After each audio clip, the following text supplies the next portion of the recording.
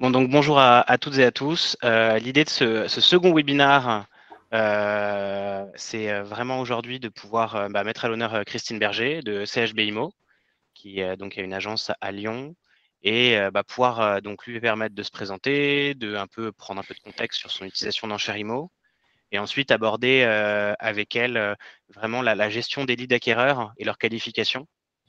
Et ensuite, vraiment, vous pouvoir vous permettre tous d'interagir et tout simplement de poser vos questions et que ça fasse vraiment un échange.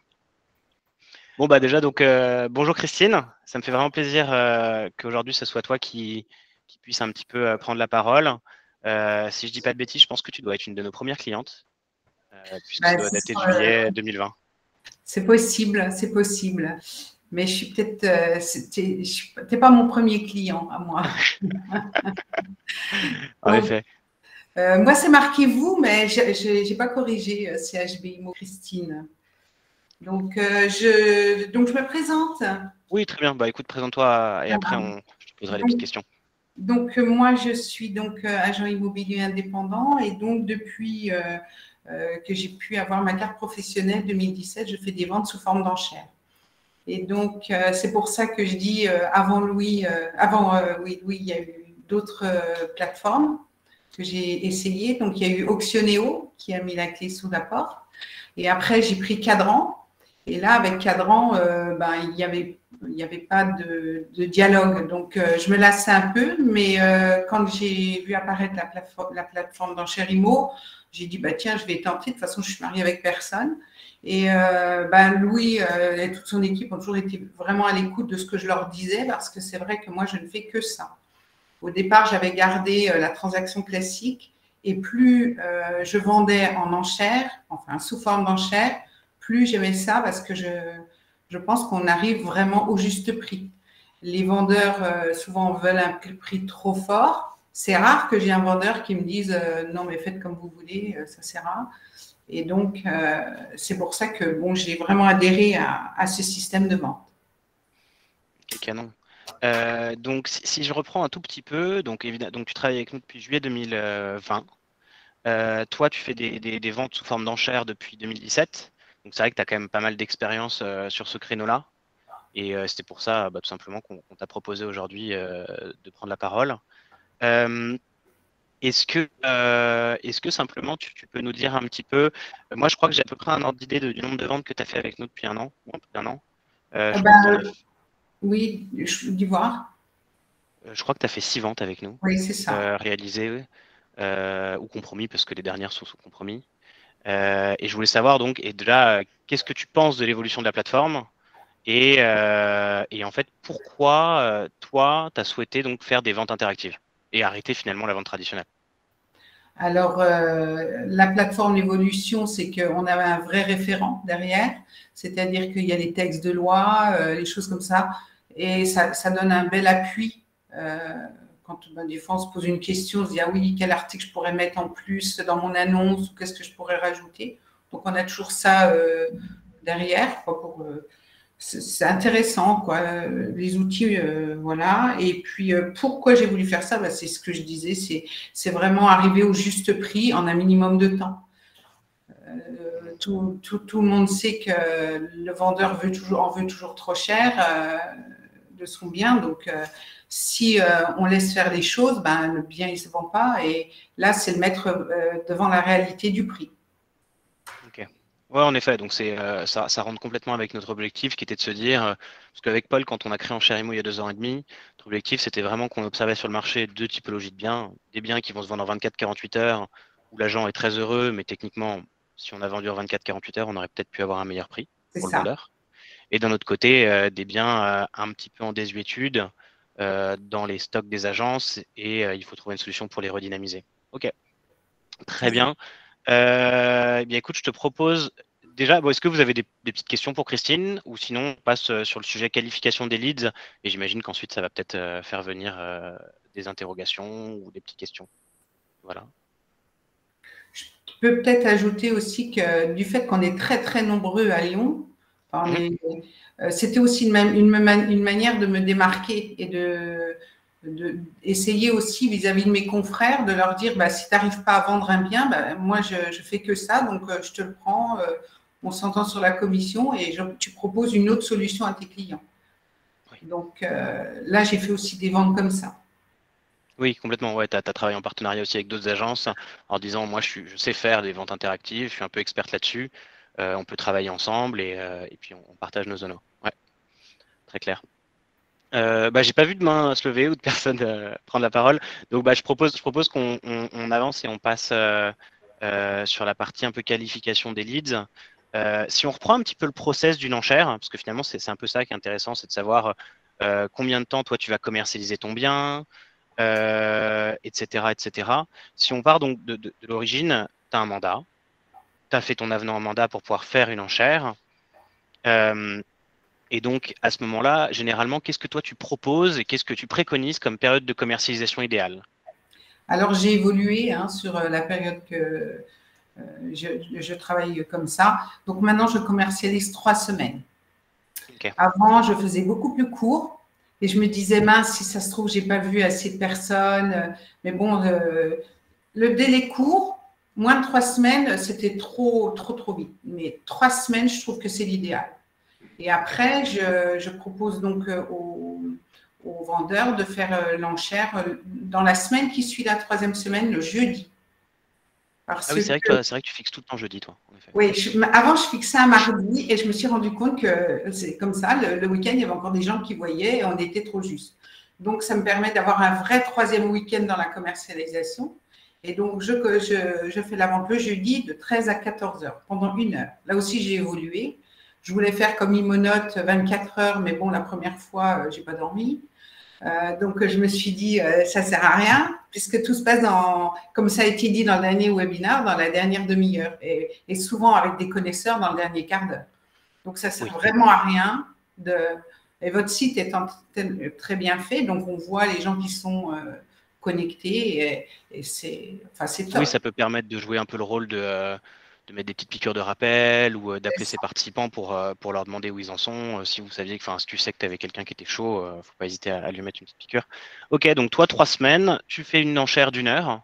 Parce que finalement, nous, on trouve que ça a beaucoup de sens. 1 heure, 2 heures, grand max, parce que techniquement, maintenant, là, je prends un tout petit peu la parole là-dessus, mais on s'est rendu compte que plus ça a apporté en fait un petit côté anxiogène pour les participants, pour le vendeur qui va se dire pourquoi il n'y a pas d'offre sur mon bien, pour l'agent aussi qui finalement ça allonge un peu le stress.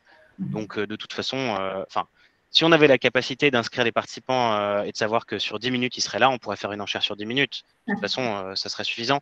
Mais 1 heure ou 2 heures, je pense qu'effectivement, tu as bien raison là-dessus. Comment est-ce que tu fais? Alors déjà, comment est-ce que... Oui, Christophe? Alors, je ne sais pas si on va y venir après, mais c'est vrai que ce qui m'intéresserait également, c'est comment vous commercialisez, sous quel support marketing et ainsi de suite. Bon, j'imagine Le Bon Coin, malheureusement, mais voilà, d'autres idées qui pourraient être sympas, quoi. Merci. Donc, c'est vrai qu'il faut que ce soit vu un maximum, hein, donc il n'y a pas de secret. Donc, moi, je fais des campagnes Facebook Business. Bon, pas toute seule. Hein. J'ai quelqu'un qui m'aide. Donc, on cible les potentiels acheteurs. Et ça, c'est bien parce que après, tout le monde le partage, etc.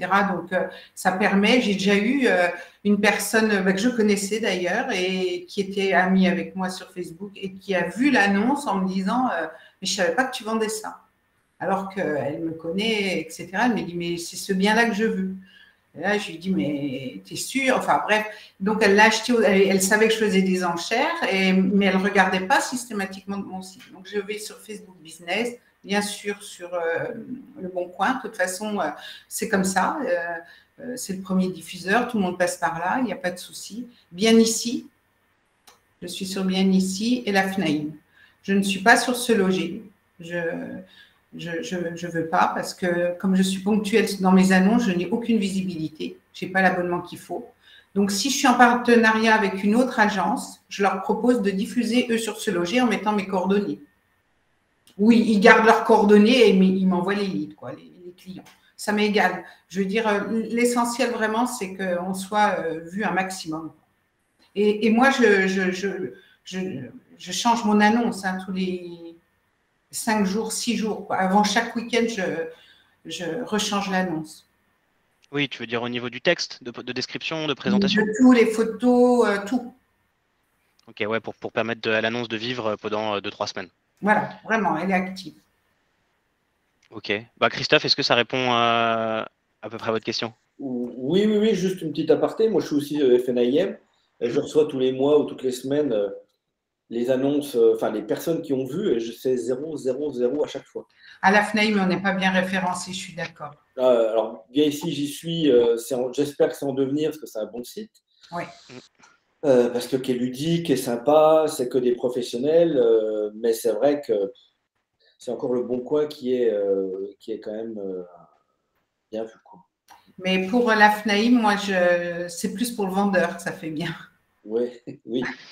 Oui, c'est de mettre le petit logo jaune, quoi.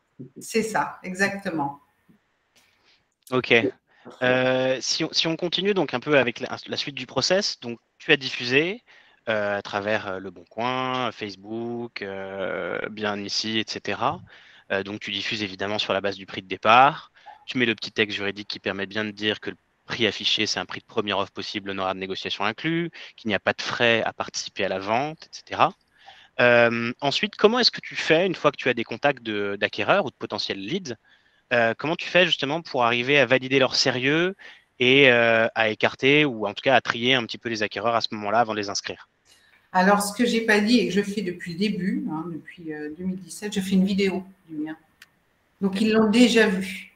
Donc, je leur demande ce qui les intéresse dans le bien qu'ils ont vu sur la vidéo. Qu'est-ce qu'ils aiment bien, qu'est-ce qu'ils aiment, pourquoi ils ont appelé. C'est surtout ça. Et souvent, ils me demandent, ben ouais, mais je voudrais bien savoir comment ça fonctionne. J'ai jamais acheté comme ça. Et là, s'ils commencent comme ça, c'est qu'ils vont pouvoir y participer. Mais il faut d'abord qu'ils visitent le bien en chair et en os et que je leur parle. Oui, parce que toi, c'est ce que tu me disais quand on s'est appelé une dernière fois. Tu m'avais dit effectivement, moi, avant de rentrer en détail sur comment ils vont remettre une offre, la solution, déjà, je leur dis dans tous les cas, venez visiter. C'est ça, hein? C'est ça, exactement. Je préfère, parce que les ventes se font par les visites. Donc, ça ne sert à rien d'expliquer en chérino avant. Les gens, ils seront motivés si le bien leur plaît. Donc, les vidéos, je ne vous cache pas qu'elles sont jolies. Enfin, vous irez voir mon site. Mais, non, mais bon, j'essaye de faire quelque chose qui va bien, quoi, pour cibler vraiment les acheteurs.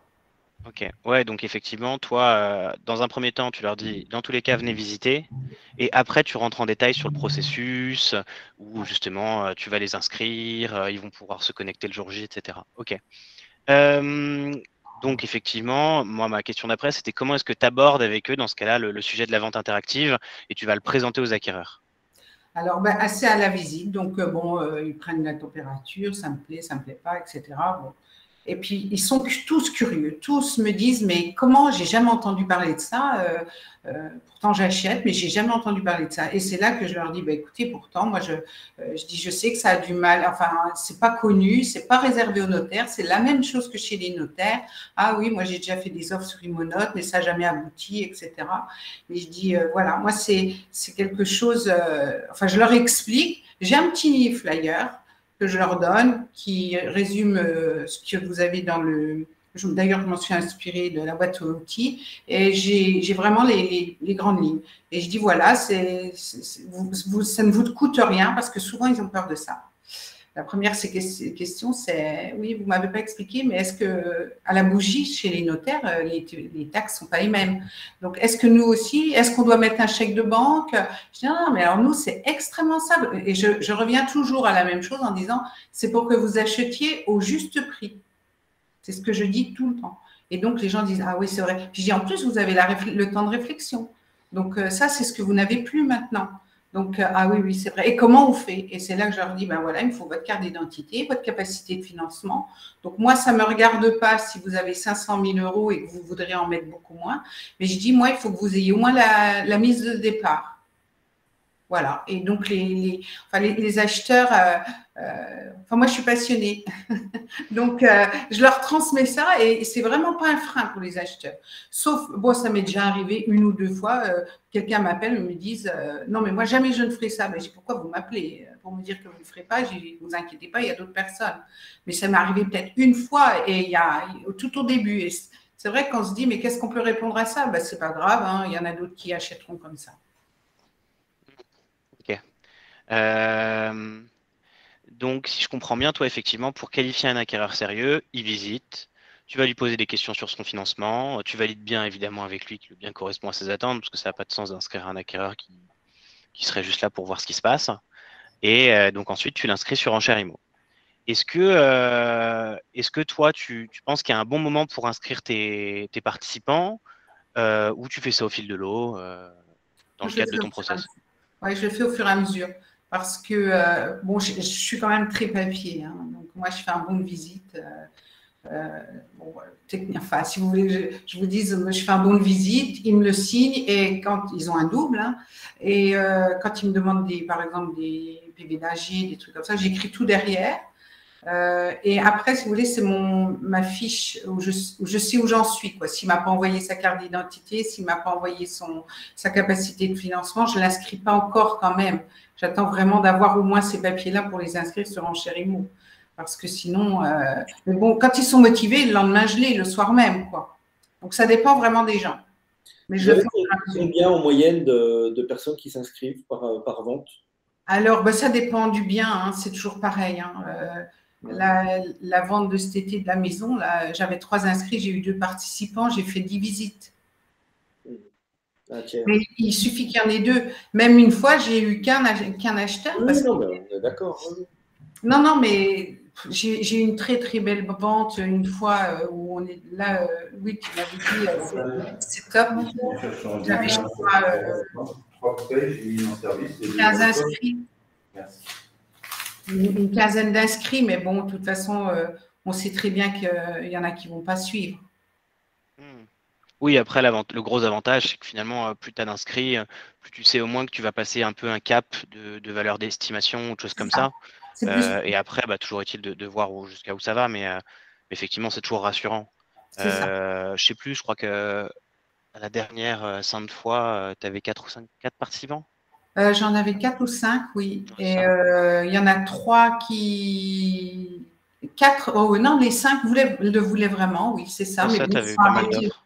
Oui, oui. Ils sont arrêtés et puis finalement, c'est vrai que c'est le premier qui l'a eu. Oui, complètement. Est-ce que tu as une méthode un peu spécifique, toi, pour finalement que toutes les personnes que tu as inscrites se présentent? Est-ce que tu les remotives un peu en amont? Est-ce que ça t'arrive même pendant la vente de leur envoyer un petit message ou de les appeler pour en fait les tenir chauds, tout simplement? Ah ben bien sûr, il faut avoir un petit peu un rôle de commissaire-priseur, moi je dis entre guillemets, hein, parce que je ne suis pas commissaire-priseur, loin de là. Mais c'est vraiment un rôle d'assistance. C'est-à-dire qu'il faut les mettre en confiance, il faut leur dire… parce que souvent, comme il y a des gens, ils sont pressés, ils mettent la première offre et ça ne bouge plus. Et là, ils ne comprennent pas. Donc, c'est souvent eux qui m'appellent parce que moi, je leur dis, vous pouvez m'appeler pendant la vente, il n'y a pas de problème. Si vous avez un doute, si vous avez un problème, vous m'appelez. Et souvent, ils m'appellent en me disant, bah oui, mais ça ne monte pas. Il y a d'autres gens. Je dis, oui, il y a d'autres inscrits, mais souvent, ça se passe dans le dernier quart d'heure. Restez devant votre écran. Donc voilà, et le vendeur aussi m'appelle parce qu'il me dit, bah dis donc, vous aviez dit qu'il y avait des inscrits, mais ça ne bouge pas. Donc je dis, mais non, mais vous allez voir, attendez, ça se passe dans le dernier quart d'heure. Donc c'est pour ça, une journée, non merci. 1 heure, ça me va. Ok, non, c'est très clair. Est-ce que vous avez des questions un peu, est-ce que vous souhaitez interagir avec Christine sur un peu la qualification, le processus, etc. N'hésitez pas en tout cas. Moi, pour être franche, j'ai Hector comme logiciel métier. Okay. Donc, ça me permet de faire des bons de visite spéciaux où c'est noté dessus l'enchère. Donc, c'est… Ouais, donc j'ai ça et j'ai Moduléo. Modelo, je pense. Modelo. Ouais, pour tes mandats et tes avenants. Voilà. Et donc, dans mes mandats, moi, j'ai inséré, j'ai fait un mandat spécial en chair et j'ai inséré la petite phrase qui va bien. Je fais très bien. Ouais, tu fais plus d'avenants. Non. Mais je le marque dedans et je leur dis, ce qu'ils signent, ils savent ce qu'ils signent. Oui, bien sûr. Bon, de toute façon, il faut être. La règle du jeu, c'est d'être transparent avec les acquéreurs, avec les vendeurs. Tout à fait. Ok. Bah, d'ailleurs, si je rebondis juste sur cette partie-là. Donc, en Cherimo, nous, on s'est intégré en passerelle à Apimo depuis maintenant 2 ou 3 mois. Donc, ça permet, si certains d'entre vous ont Apimo, il suffit de nous envoyer un petit mail et il suffit qu'on demande un token à Apimo et ensuite on pourra s'intégrer. Comme ça, vous n'aurez plus besoin de créer les biens sur Enchérimo. Ils seront déjà pré-créés. Vous n'aurez plus qu'à créer l'enchère. Et on est en train de finaliser cette intégration-là avec Hector. Voilà. C'est bien. Donc, ça va venir aussi. Le but, après, c'est que petit à petit, on le fasse avec les différents prestataires. Hein. Mais effectivement, c'est avec le nombre qu'on convainc les grosses passerelles. Donc, c'est en cours. Voilà. Et est-ce que, dans ce cas-là, s'il n'y a pas tellement de questions, on va passer un peu sur un peu des envies de nouvelles fonctionnalités. Est-ce que, Christine, toi, tu as des choses que tu souhaiterais voir être ajoutées sur Enchérimo? Généralement, quand vous en avez, vous nous contactez et on les met un peu dans une boîte et ensuite, quand il y a plusieurs demandes, on fait en sorte de les faire. Mais est-ce qu'aujourd'hui, toi, tu vois quelque chose qui pourrait être drastiquement amélioré sur la plateforme? Voilà. Alors moi, j'avais demandé dès le début quelque chose. C'était parce que je me sentais seule et je voulais savoir quels agences étaient nos partenaires. C'est-à-dire, par exemple, on me dit tu es toute seule à faire ça en France? Ben non, je ne suis pas toute seule, il y a plein de monde. Mais les autres ne savent pas et moi, je trouvais que ça donnait un esprit de confiance. Mais bon, donc… oui, tu parles de la carte partenaire? Oui, Okay. La carte de savoir tous ceux qui le font en France. Ça donne confiance dans le sens où on n'est pas tout seul, quoi. Elle existe, non? Elle existait, on l'a retirée, on est en train de la remanier. Mais en fait, il faut qu'on la remette au goût du jour. Surtout que maintenant, il y en a pas mal de points parce qu'on a 120 partenaires sur la carte. Bon, on en a quelques-uns qui sont pas en métropole, donc qui rentrent pas sur la carte. Mais déjà, sur la carte, il y en a quand même beaucoup. Mais il faut qu'on la remette effectivement sur la plateforme finalement pour rassurer des vendeurs à qui vous parlerez de la solution, pour qu'ils voient que vous n'êtes pas tout seul dans votre coin à faire ça. Et même pour vous, voilà, ça permet de vous mettre en avant. Même pour nous, c'est aussi dans le sens où moi j'en parle à plein de monde et ça se fait dans ma région, je dis je sais pas, je vais appeler, je vais demander.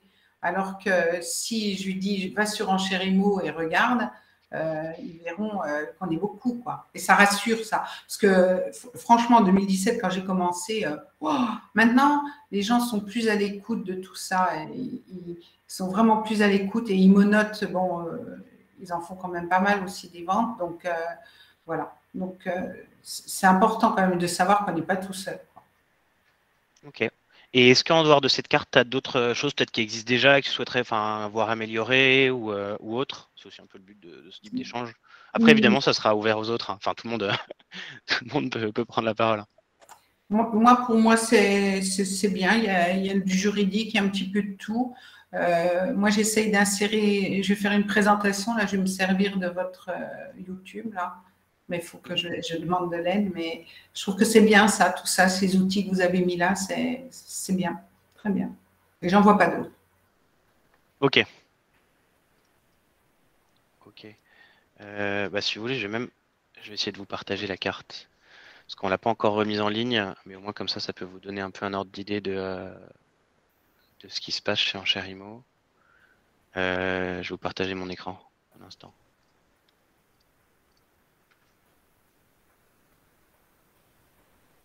Ah oui. Donc on va la remettre en ligne. On est en train de la retravailler parce qu'on n'était plus très content de comment c'était présenté avec les agences sur la gauche qui sont partenaires, etc. Mais globalement, aujourd'hui, tous ces points-là sont des conseillers ou des agences qui travaillent avec nous. Donc il commence à y avoir finalement pas mal de monde. Il y a encore pas mal d'agences à aller chercher un peu dans cet espace-là. Mais non, finalement, on se développe pas mal et maintenant, on est content de travailler avec un maximum d'agents et de pouvoir essayer de faire vivre un peu cette communauté avec un peu des webinars et un peu prendre en compte vos demandes, quoi. Voilà. Mais au besoin, si vous voulez, je vous Je peux enverrai le poser lien. une question? Oui, bien sûr. Dans les participants, j'avais dit la dernière fois, parce que personne ne se présente, mais c'est pour savoir si dans les participants, il y en a qui en font, et ce serait sympa de savoir. Ouais, complètement. Bah, je sais pas. Je, Oui, je- moi, oui. Ouais, Christophe en a fait quand même pas mal. Ouais, alors après, Ah, c'est vrai que les derniers temps, c'est un peu bizarre. C'est-à-dire, on a chopé des mandats grâce à ce qu'on a proposé, grâce à la vente aux enchères interactives. mhm. Ça n'a pas forcément matché pour la vente, mais on a vendu les biens après. Ouais. Les deux Ah, derniers, c'est ça. Bon, je suis désolé pour Enchérimo, parce que là, on leur redonne rien, mais on a quand même l'abonnement. Oui. Mais c'est vrai que ouais, là, on a vraiment les gens. Après, c'est comme tout. Hein. Si on, comme vous hein, si on y croit, on va bien en parler.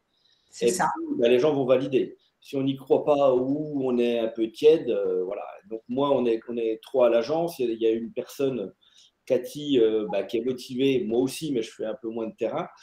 Et ben, là, les deux belles ventes. On n'a pas vendu avec Enchérimo, mais c'est vraiment grâce à ça qu'on a rentré le mandat. Donc Ouais. c'est quand même positif.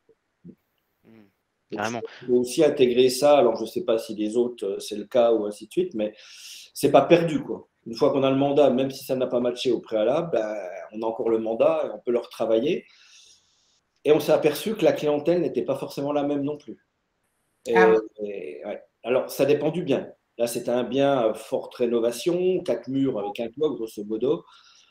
On avait vraiment des gens qui voulaient acheter ras des pâquerettes pour la vente aux enchères. Ça n'a pas atteint, on va dire, le montant escompté. On l'a repassé en pub, en annonce classique. Et on l'a vendu en 15 jours. Quoi. Et à Euh, quel prix, finalement?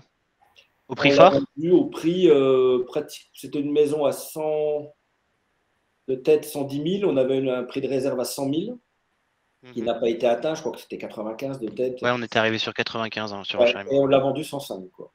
105, ok. Ouais. Ouais, donc avec Renego 2 semaines après. Pas Renégo, Ah non, c'était une vraiment nouvelle. Nouvel nouvelle acheteur. commercialisation. Ouais, nouvel Ouais, acheteur. Nouvel acheteur. ouais, Ah ouais. ouais. Parce que c'est vrai que quand les gens voient une maison à. Alors, ça, c'est aussi bien qu'on en parle peut-être. Par rapport au bien, est-ce qu'on divise par deux? Est-ce qu'on prend un tiers, 2 tiers du prix pour la mise en ligne? Parce que ça Hmm. Ah, peut aussi interroger les gens. Oh, une maison à 40 000, enfin, nous, on est dans l'Est, hein, donc c'est sûr qu'il y en a qui sont à Lyon, comme vous. 40 000, c'est un garage. Hein. Mais on a des maisons à 100 000 ici. J'ai vu qu'il y avait Monaco ou autre, hein, enfin bref, ou Paris, ou Annecy. Clairement, on a des prix bas. Mais si c'est trop bas, je pense qu'ils doivent se dire oh, ça, c'est une arnaque, j'y vais pas. Donc, il faut le juste milieu, je pense. Hmm. Non, mais complètement. Bah, dans ce cas, je pense que c'est intéressant un peu que dans ce cas, moi, je rebondisse un peu sur ces stats-là et sur les mises en ligne, etc. Nous, ce qu'on maintenant, après quasiment 15 mois d'enchères sur Enchères Imo, on prend l'expérience aussi de ce qui se passe et on essaie de conseiller au mieux. Aujourd'hui, on s'est vraiment rendu compte que globalement, sur un bien, partir entre 15 et 20% en dessous de votre estimation, c'est parfait. Alors, je dis bien en dessous de votre estimation, parce que techniquement, votre estimation, finalement, à notre sens, c'est finalement ce qui se rapproche le plus du prix, du vrai prix, parce que normalement, vous estimez bien. Les vendeurs, souvent, en attendent un petit peu plus. Et si je dis bien partir de aller entre 10 et 20% en dessous de votre estimation, c'est parce que techniquement, parfois, si vous enlevez 10 ou 20% au prix attendu par le vendeur, on est à peine dans le marché parce qu'on est à peine à votre estimation. Donc c'est pour ça qu'il faut vraiment partir de votre estimation. Et donc ça, c'est assez théorique, mais une façon de valider ça, c'est typiquement aller sur Se Loger, Bien Ici ou autre, et regarder en fait s'il y a des biens comparables et à quel prix. Et votre intérêt à ce moment-là, c'est que puisque vous, c'est un prix de départ, faites en sorte d'être en dessous. Ça va vous permettre en fait de capter des acquéreurs. Parce que typiquement, une personne qui regarde un bien, enfin qui recherche un bien, elle va aller sur une plateforme, elle va dire qu'elle cherche une certaine surface en dessous d'un certain prix, mais elle va pas s'interdire à regarder en dessous d'un. Enfin, en gros, elle va pas dire qu'elle veut un bien entre 300 et 400 000, elle va dire en dessous de 400 000. Donc, si jamais il y a quelque chose à 280, ça peut lui taper dans l'œil et à ce moment-là, elle se renseigne. Donc, c'est pour ça, théoriquement, partir entre allez, 10 et 20% en dessous de l'estimation. mais à valider avec ce qui se fait sur le marché et ce qu'il y a en ce moment en pub, parce que c'est finalement la meilleure façon de se rendre compte des choses. C'est vrai qu'il y a des enchères qui partent à zéro, il ne faut pas l'oublier, quand on est vraiment dedans. Mais nous, ce n'est pas possible de partir de zéro. Là, le vendeur, il ne comprend pas. Non, pour l'immobilier, on ne pense pas que ce soit une bonne méthode. Alors ça peut fonctionner sur des interenchères ou pour des choses, entre guillemets, avec des prix de quelques centaines d'euros. Pour l'immobilier, ça serait trop bizarre. Donc non, il faut de toute façon apporter de la crédibilité au bien en donnant un prix qui va être allé en tout 20% en dessous de l'estimation. Pour dire, bon, c'est un prix de départ, parce qu'il faut bien que ça soit attractif, mais il ne faut pas non plus décrédibiliser complètement le bien en donnant 0, quoi. Je pense qu'on a fait l'erreur, nous, 2 fois. On a divisé par 2. C'était un peu bas. C'est moi qui ai choisi. Et on est vraiment tombé sur des, excusez-moi l'expression, je ne sais pas, des marchands de biens ou des crevards ou vraiment. Donc là, je ne referai plus, mais je pense entre 10 et 20%, je pense que ouais, c'est pas mal. Bah, en fait, surtout, la difficulté, c'est que plus vous passez bas, plus vous partez de bas, bah, plus il va falloir que finalement ça monte pour rattraper ce que vous attendez. Donc rattraper 10 à 20%, ça se fait très bien. Rattraper 50, il faut vraiment que vous ayez des gens intéressés, quoi. Surtout en 15 minutes, quoi. Oui, c'est ça. Bon, après, il y a toujours le petit module qui fait que s'il y a une offre dans les 5 dernières minutes, on prolonge de 5 minutes. Mais oui, alors après, sinon, on se retrouve dans le cas contraire à avoir des enchères qui durent 1 heure de plus. Et finalement, c'est pas forcément beaucoup mieux. Voilà. Et dans ce cas, puisqu'on parlait un peu de prix de départ et en termes de palier, nous, ce qu'on conseille, mais je pense que c'est à peu près ce que vous faites quand vous mettez des biens, c'est un palier qui se rapproche à peu près de 1% du prix attendu. Donc, vous voyez, si vous avez un bien à 200 000, mettre un palier de 2 000 euros, et ainsi de suite.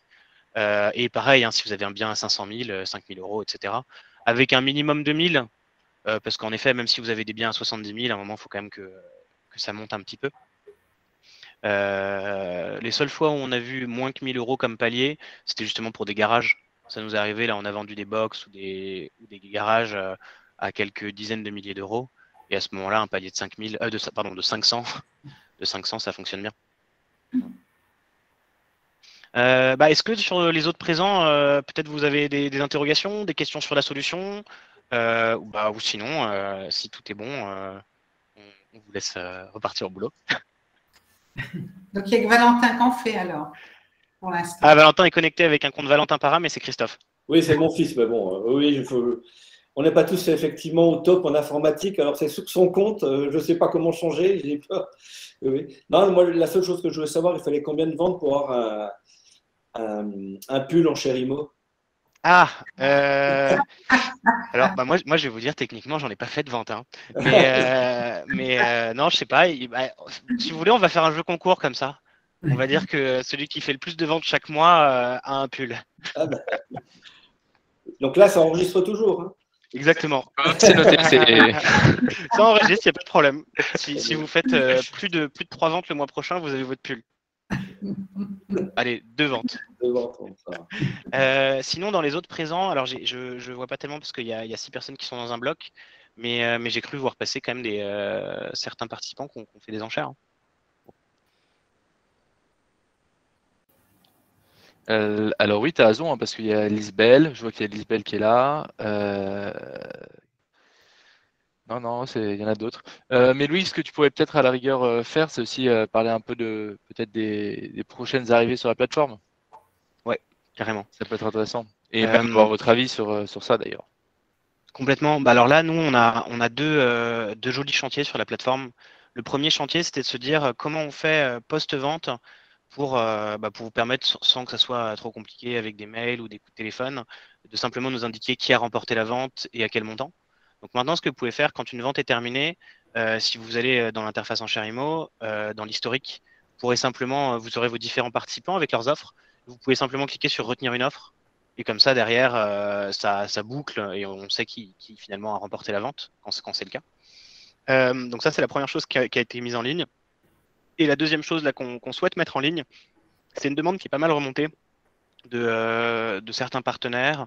C'était finalement la possibilité de pouvoir, quand vous inscrivez un participant sur Enchères.imo, quand il va activer son compte, donc créer son mot de passe, lui soumettre un petit formulaire avec trois cases pour lui demander donc comment il se finance, s'il a déjà un préaccord de prêt et de quel montant. Ce petit module-là, nous, on souhaite le rendre optionnel. Donc, c'est l'agent qui coche s'il veut qu'il y ait ce module-là pour ses clients. Mais finalement, c'est quelque chose qui était beaucoup remonté parce qu'on a pas mal d'agents qui nous avaient dit, écoutez, moi je trouve ça assez cool. Simplement, le fait de faire des ventes interactives, ça veut dire qu'il faut que je puisse qualifier les acquéreurs en amont, parce que généralement, vous faites en aval en fait de l'offre. Donc c'est pas mal, c'est un peu plus de travail. Et ce qui serait possible d'intégrer en Sharimo cette qualification-là. Donc on est en train de travailler sur ce module-là. Donc si vous avez des idées, des interrogations, voire même des objections, n'hésitez pas à soit nous envoyer un petit mail, soit nous en faire part. Comme ça rentre vraiment dans notre outil, enfin, dans le travail qu'on est en train de faire. Et comme ça, on va essayer de faire quelque chose un petit peu à l'image de ce que souhaitent nos partenaires.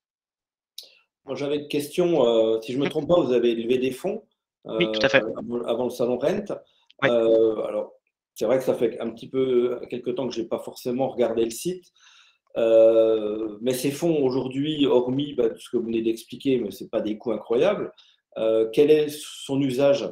Enfin, quel est son usage? Pas dans le détail, mais qu'est-ce qui est mis en valeur? Par exemple, votre site internet où on a un relais sur nos biens qui sont mis en vente. Est-ce qu'il n'y a pas dans le futur, vous devez investir dans de la communication de votre site internet pour qu'il soit national ou régional ou j'en sais rien, avec un budget de com, quoi, pour ce que nous, on met en annonce.